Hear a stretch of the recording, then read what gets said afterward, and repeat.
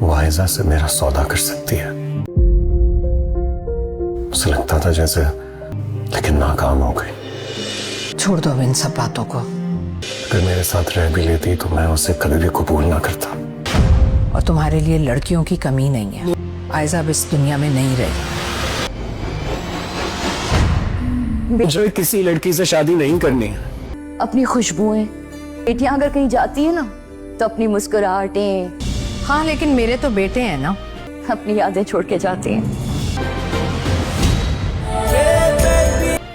बेटे अक्सर माओ को अकेला छोड़ देते हैं। आयजा के जाने के बाद अली किसी भी लड़की को अपनी जिंदगी में कबूल करने के लिए तैयार नहीं होगा। जहां आरा अली की हालत को ना समझते हुए उसे मजबूर कर रही होगी कि इनाया को छोड़कर अब तुम किसी और लड़की से शादी कर लो।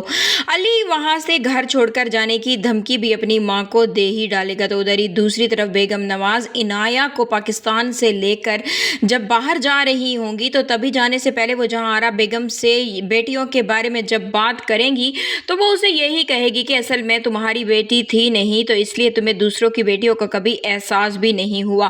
तभी तो तुम आयजा के मरने को भी एक मामूली सी बात समझ रही थी। अगर खुदा ने तुम्हें एक बेटी दे दी होती तो तुम्हें भी मालूम होता कि बेटियों के दर्द कितने बुरे होते हैं।